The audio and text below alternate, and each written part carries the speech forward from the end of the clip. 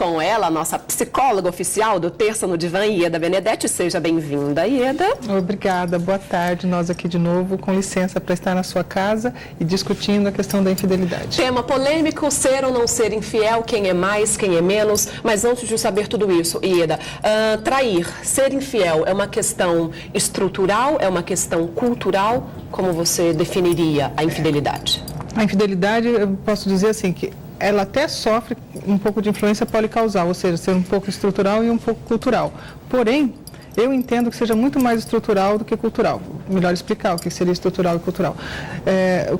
Se eu afirmasse, né, que a questão da infidelidade fosse cultural, eu diria assim, olha, a cultura, a educação, o meio social influencia fundamentalmente na questão da infidelidade. Contudo, né, a gente pode perceber que nós vivemos numa sociedade aqui, no Ocidente, que seria uma sociedade monogâmica. Em tese, um homem poderia se casar com uma mulher. E nós temos lá no Oriente Médio sociedades poligâmicas. Um homem poderia se casar com uma, duas, três, quatro mulheres, dependendo do nível socioeconômico dele ou de outras condições.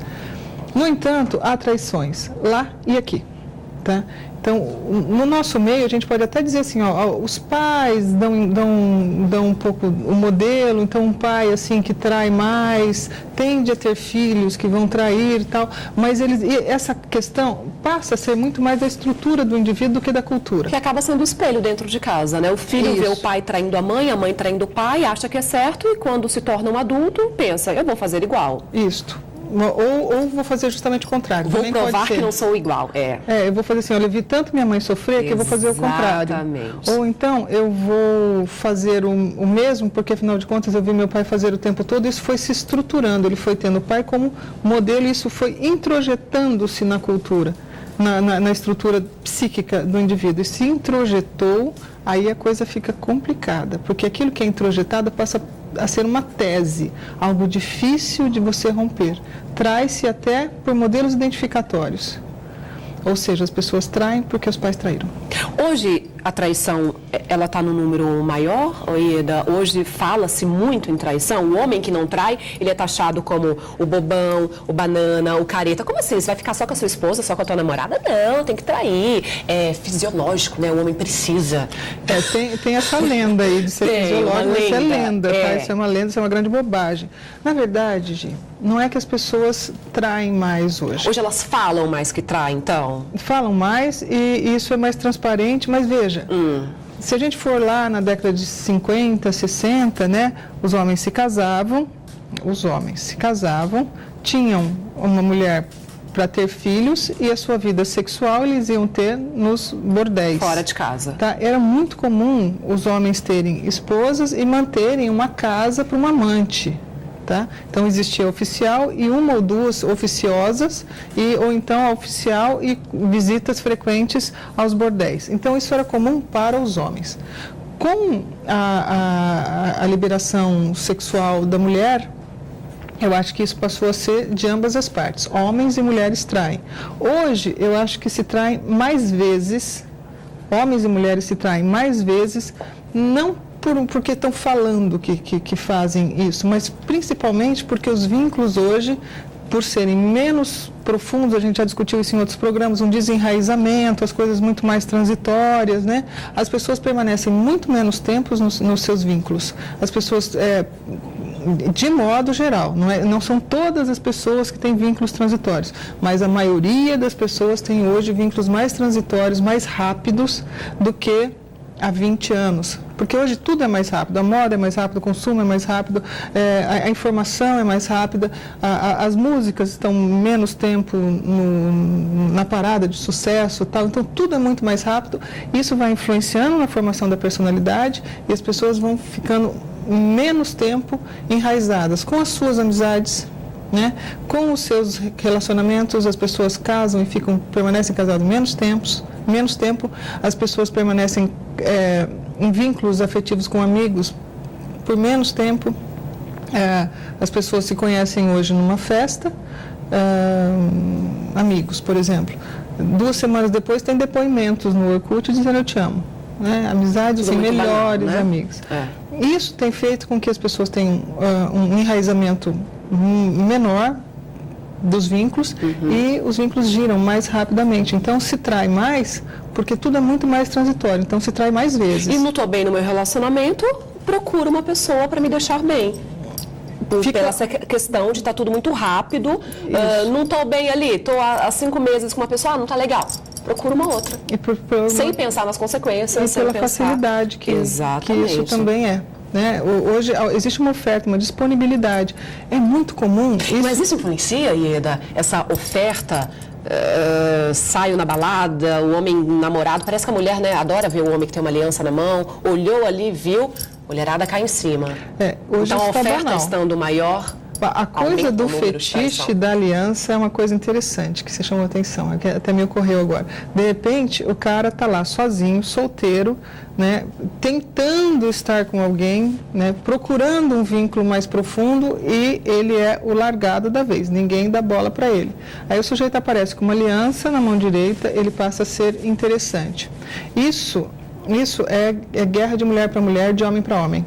É assim, se ela tem uma aliança, é porque alguém olha para ela, ela é interessante. O que o outro cara vê?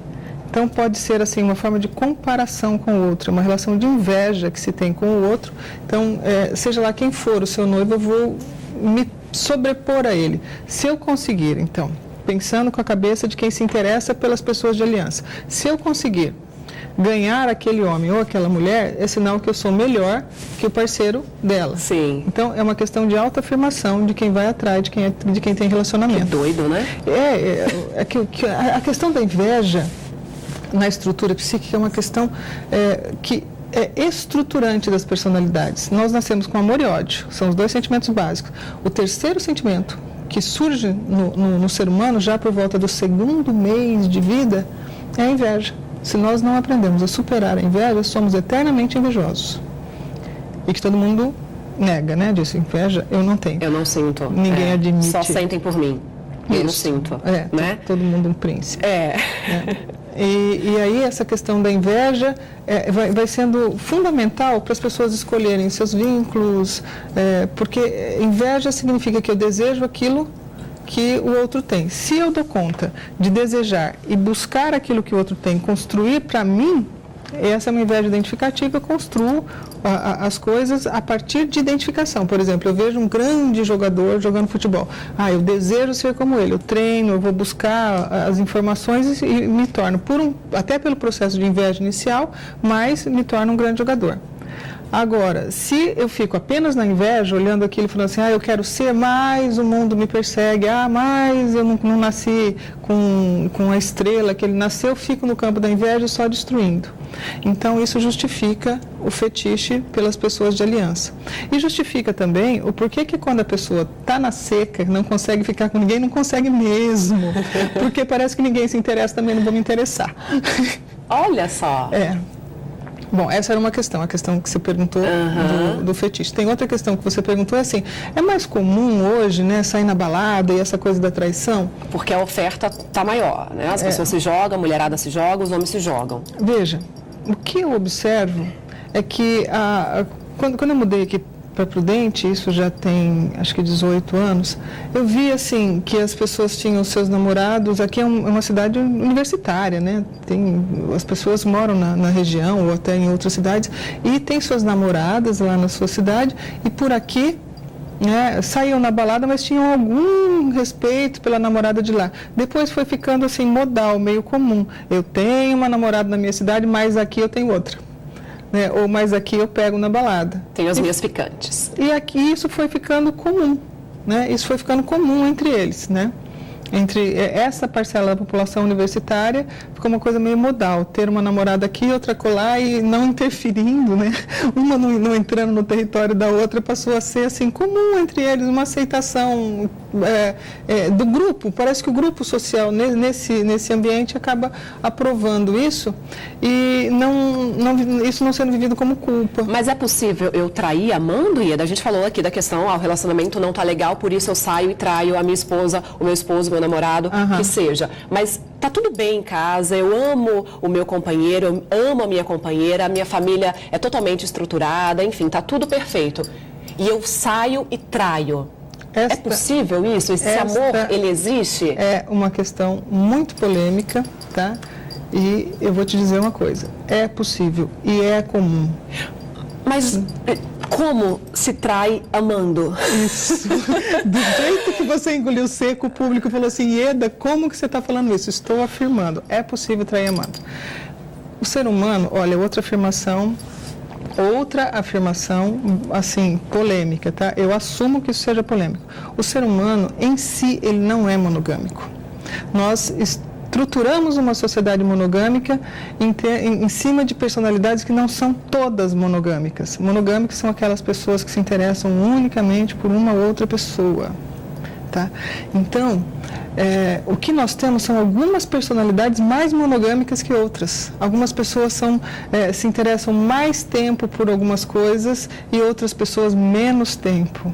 Então, as pessoas se interessam mais tempo por um jogo, se interessam mais tempo por um assunto cultural, ou se interessam mais tempo por outras pessoas, e outras menos tempo.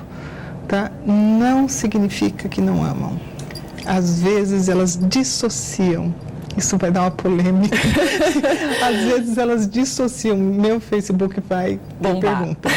Daqui a pouquinho eu quero saber, quem trai mais? Hoje, acho que está lado a lado ali, né? A mulherada está traindo na mesma proporção que os homens. Quero saber da Ieda e quero saber também. Será que quando a gente vai trair, quando as mulheres traem, a gente faz mais certinho? Os homens não sabem trair? Deixam vestígios e a gente descobre?